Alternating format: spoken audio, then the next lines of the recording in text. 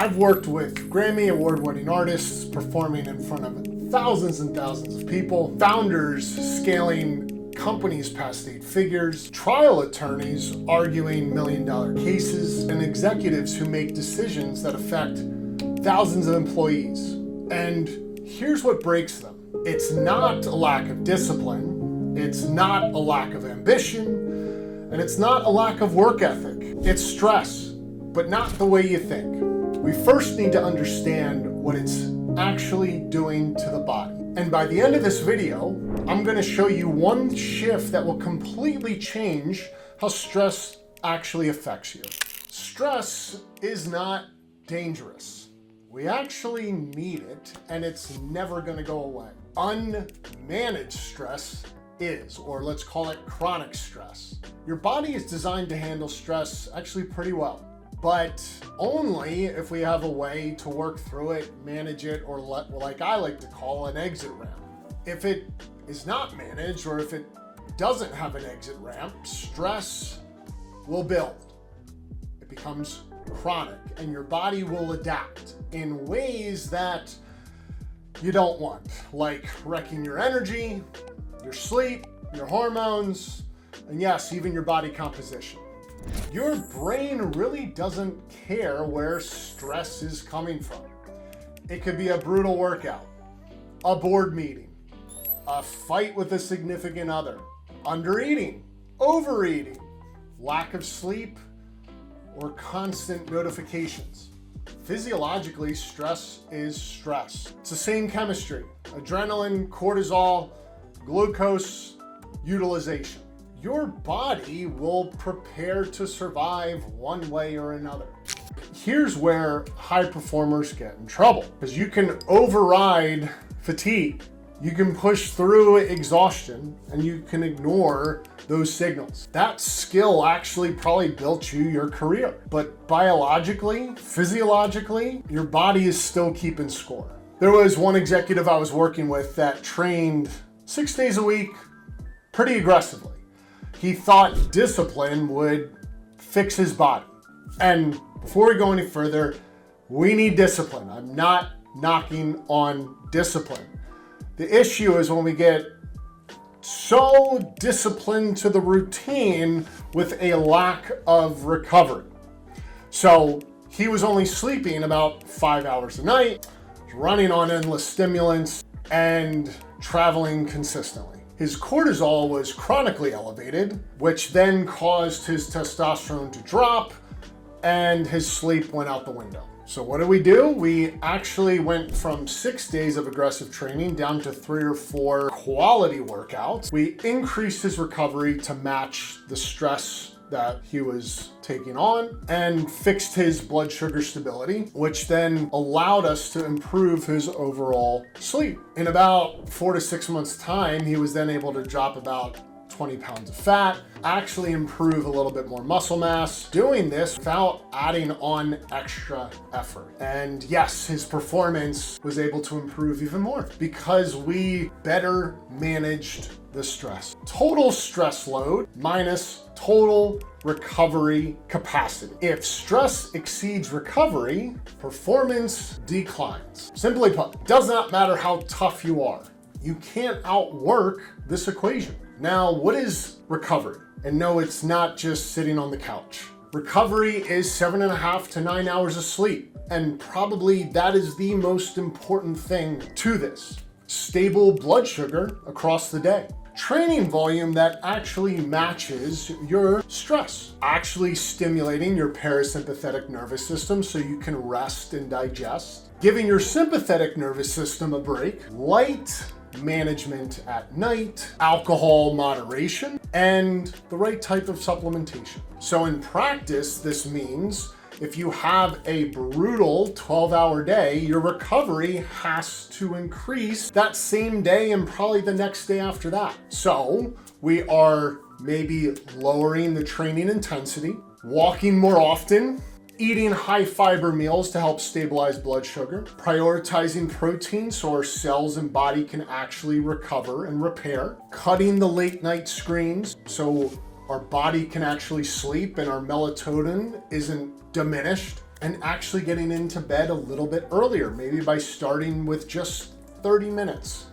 And when that becomes normal, another 30 minutes. And just right there, you've added an extra hour of sleep, which is massive to your overall sleep game. This way, stress has an actual exit ramp, like I mentioned earlier. And that way, it doesn't become chronic. Now, here's why high performers are at risk. That same trait that built your success could also increase your risk, whether it's high discomfort tolerance, the ability to override fatigue, relentless drive, and your identity built around pushing. You are elite at ignoring the signals. That can work great in business, and I'm not telling you to stop that, but it can destroy your nervous system. And weak people burn out loudly, but high performers burn out quietly. You still show up, you still execute, you still perform, but internally you're depleted. Now, I was working with a touring artist that was performing nightly. High energy on stage, but off stage, close to insomnia, brain fog, aggressive cravings, lots of inflammation. His body kept adapting because it just wanted to survive, just like all of us. The body will survive. And to him, it no longer felt stressful, almost felt very normal, which is dangerous, and that's a trap. So here's the part that can change everything for you. Chronic stress doesn't feel intense. It can actually feel very familiar. Your body will adapt to it. And you may be thinking, I'm just tired. Maybe I'm just getting older, or this is normal. But here's what's actually happened. Your baseline has shifted. Your nervous system has recalibrated to survive. So cortisol has elevated to your new normal, which is allowing sleep to become even more shallow and depleted. And both of that could potentially cause your testosterone to drop. And then brain fog becomes a normal day-to-day thing. And this adaptation is masking the actual damage that can occur long-term. And until recovery exceeds the stress, or at least matches it, that baseline will not move back up. So what do we do about it? Well, here are my 4 pillars of stress control. The first one has to do around eating and blood sugar stability. Unstable blood sugar is stressful. Going up and down all day gives you, yes, a big energy spike, but then a very aggressive crash afterwards. And that can very much impact cortisol levels. So what do we do about it? Well, high fiber meals to help stabilize the energy and blood sugar. Fiber also stimulates your GLP receptors, which is a big, term being thrown around nowadays. And this improves your insulin sensitivity and satiety. And pair that with enough protein. This will help you utilize more fat for energy, giving you that sustained energy level.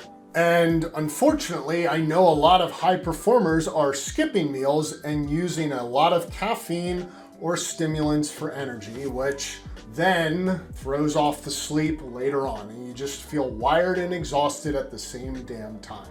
Stable blood sugar equals stable energy. Number 2, precision training for resilience. Training is just another stressor, but proper training can absolutely improve your capacity to handle stress when done correctly. It can greatly improve your mitochondrial density, increase your stress tolerance, improve your sleep quality, improves insulin sensitivity, and downregulates your baseline cortisol over time, meaning it won't stay elevated all day and all night. And when training is overdosed or abused, it can destroy your recovery, or recovery doesn't even have a chance to exist. The goal is resilience, not exhaustion. Pillar number 3, nervous system downshifting. You cannot live in your sympathetic nervous system 24/7. Trust me, I've tried.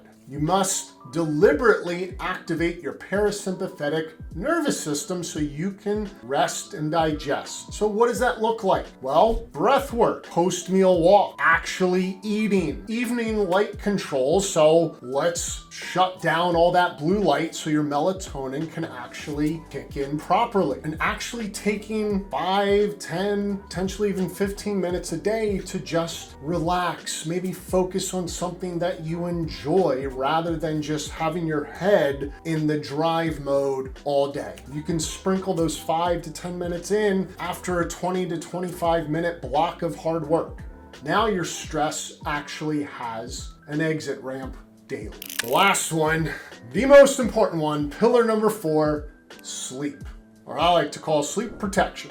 Sleep is where adaptation actually can occur. So what does that mean? Well, you get proper growth hormone pulses when you get proper sleep. And IGF, growth hormone, actually plays a big role in recovery. Your testosterone can actually restore. If you're grinding all the time and not getting enough sleep recovery, yes, your testosterone can drop.